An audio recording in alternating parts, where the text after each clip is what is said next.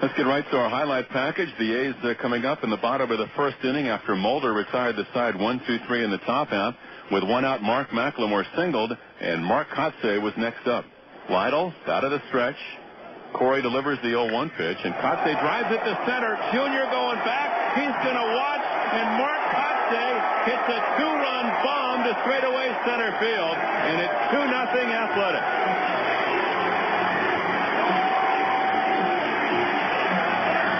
And no doubt about it,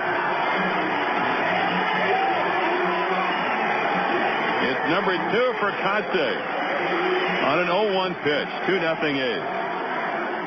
Actually, the A's wound up loading the bases with 2 out in that bottom of the first, but Damian Miller struck out. The Reds bounced back in the second with Griffey leading off with a single, then D'Angelo Jimenez with a base hit, and Adam Dunn was next. Mulder, backward glance, now the pitch on the way. Breaking ball hammered to right center field, up the alley, and nobody is there. Griffey will score easily. The ball played off the wall by Kotze. Jimenez goes to third. They'll hold him there on a booming double to right center by Adam Dunn. And it's A's 2, Cincinnati 1. So 3 straight hits for the Reds in the top of the second. Then Brandon Larson struck out. And as the Reds had 2 on with 1 away, Willie Mo Pena was the next hitter. 2-1 A's, second and third.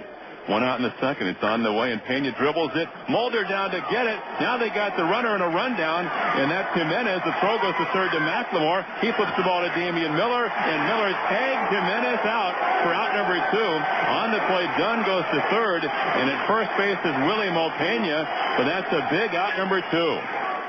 And Mulder further diffused the rally by striking out Javier Valentin as the Reds had to settle for 1 run in that top of the second.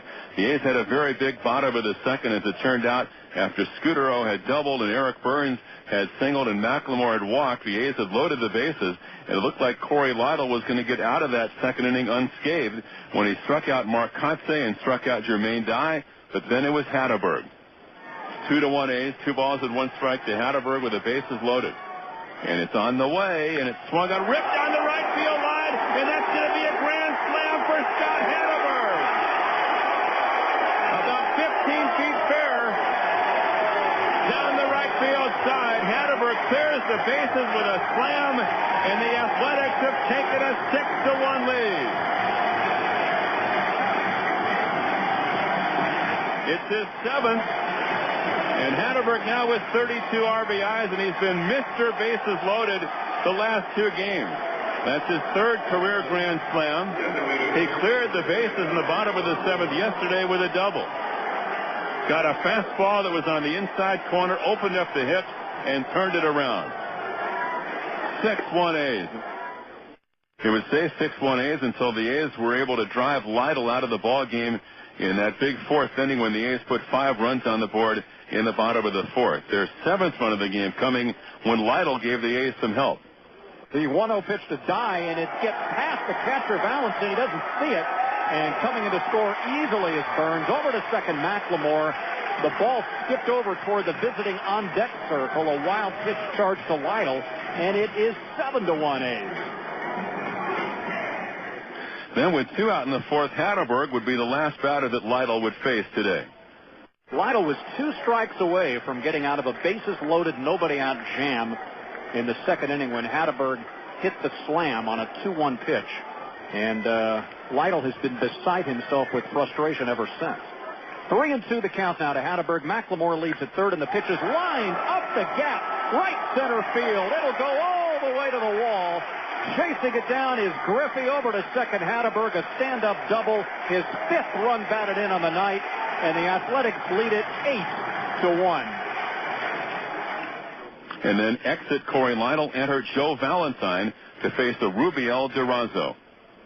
About time it's to happen right now as Durazo hits a high drive to right center field. Going back, Pena. He is looking up. It's in the seat. Home run to Rubiel Durazo. No doubt about it. A 2-run shot off reliever Joe Valentine, and the Athletics now lead it 10-1. And then after a double by Bobby Crosby, Damian Miller was up next for the A's. Dye 0 for 3 tonight as Miller hits it to right center field, and that is going to be between them. chased down by Pena. Miller hustles into second base, retrieved by Griffey off of Pena's glove, and it's a stand-up double for Damian Miller, an RBI. It is 11-1 Athletic. Mark Mulder went 7 for the A's and pitched very well, allowing 6 hits and just 2 runs. He walked 2 and struck out 4. That second run coming when Sean Casey led off the 6th inning with a home run, his 11th of the year. But the A's had a 2-run answer courtesy of Damian Miller in the bottom of the 6th. The pitch to Miller is swung on, hit high in the air to left. Back on it is Dunn. Looking up, he's going to watch. It's gone into the bleachers in left field. A 2-run shot for Damian Miller. It is bombs away tonight for the green and gold. 13-2 Athletic. Chris Hammond worked the 8th for the A's in 1-2-3 fashion. Jim Messera finished up the ball game, and Marco Scutaro continued his fine play with this final out of tonight's game. Here's the delivery on the way. Swung on, line drive, one hopper, speared. Scutaro spins down to one knee and throws him out. What a way to end the ball game.